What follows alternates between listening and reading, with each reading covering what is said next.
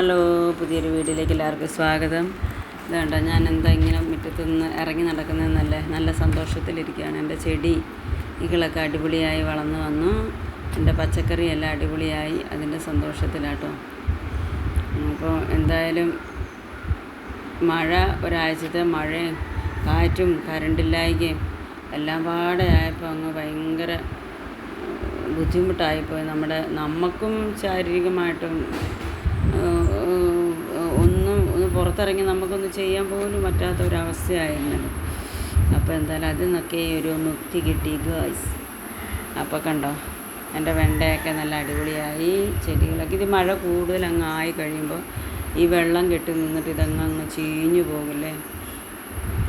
അപ്പോൾ അതിൻ്റെ ഒരു ഇത് നഷ്ടപ്പെടുകയല്ലേ, അതുകൊണ്ടൊരു വിഷമമായിരുന്നു കേട്ടോ. എന്തായാലും ഒരു കുഴപ്പമില്ലാതെ പിന്നെ ഉണർന്നു വന്നു. ഇനി മഴ എപ്പോഴാണ് വരുന്നതെന്നൊന്നും അറിയില്ല. അപ്പോൾ ഇതുണ്ട്, പേരയ്ക്കയൊക്കെ ഇങ്ങനെ ചെടിയിൽ പൂന്തി മഴ പെയ്തിട്ട് വെള്ളം അങ്ങ് മൊത്തത്തിൽ ഇങ്ങനെ അങ്ങ് കിടക്കുമായിരുന്നു കേട്ടോ. വെള്ളം പേരയൊക്കെ മൂടി വാഴയുടെ ഉള്ളിലെല്ലാം ഞാൻ ഒന്ന് കാണിച്ചു തന്നില്ല. വാഴയൊക്കെ കണ്ടോ പഴുത്തത്. ചീരയൊക്കെ ആയി. ഇനി ഇന്ന് ചീര പറിച്ച് കറി വെക്കണം.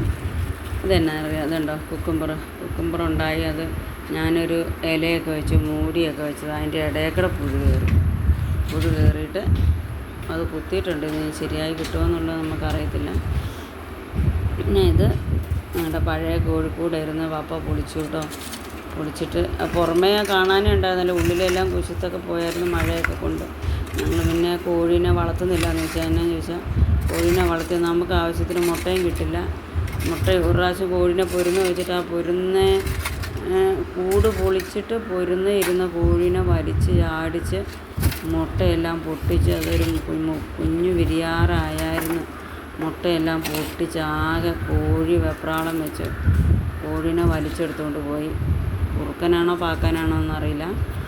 അപ്പോൾ അതുകൊണ്ട് നമുക്ക് കോഴീനെ വളർത്താനൊരു ഇൻട്രസ്റ്റ് ഇല്ല. എനിക്ക് ഭയങ്കര ഇഷ്ടമുള്ള കാര്യം ഈ കോഴീനെയൊക്കെ വളർത്തുന്നത്. പക്ഷെ അതിൽ കാര്യമില്ല. പിന്നെയും വിചാരിച്ചു വേണ്ട, കോഴീനെ വളർത്തിയാൽ എന്നാ ഈ നമ്മളീ ചെടികളൊന്നും വെക്കുന്നതൊന്നും നമുക്ക് പറ്റത്തില്ല. അപ്പോൾ അങ്ങനെ ഞാൻ പപ്പയുടെ പെങ്ങളുടെ മോൻ അവിടെ അടുത്ത് താമസിക്കുന്നുണ്ട്. അവിടെ നമ്മുടെ മാവിൽ മാങ്ങയുണ്ട്. അപ്പോൾ മാങ്ങ പറിക്കാൻ അവരുടെ വീട്ടിൽ മാങ്ങയുണ്ട്. അപ്പോൾ നമ്മുടെ ഇവിടുന്ന് പറിക്കാലോ എന്ന് ഓർത്ത് വലത്തോട്ടി കൊണ്ട് പോവുകയാണ്. അപ്പോൾ അവരുടെ വീട്ടിൽ ഞാൻ പോയപ്പം അതുണ്ട്, 2, 3, 4, 5, 6 പേരൊക്കെ ഉണ്ട്. ഇതൊരു കൊണ്ടൻ, ഇത് ചക്കിക്കുട്ടി, ഇത് അമ്മയാണ്, മറ്റേത് അപ്പനാണ്, ഇത് മകളാണ്, ഇത് മകളുടെ മക്കളാണ്. 2 പേരുണ്ട് കേട്ടോ.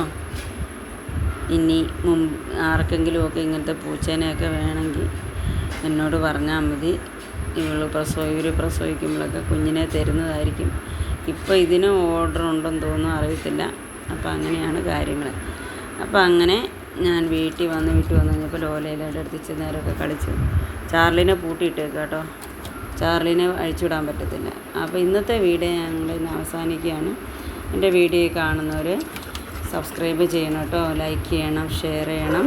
Okay, thank you.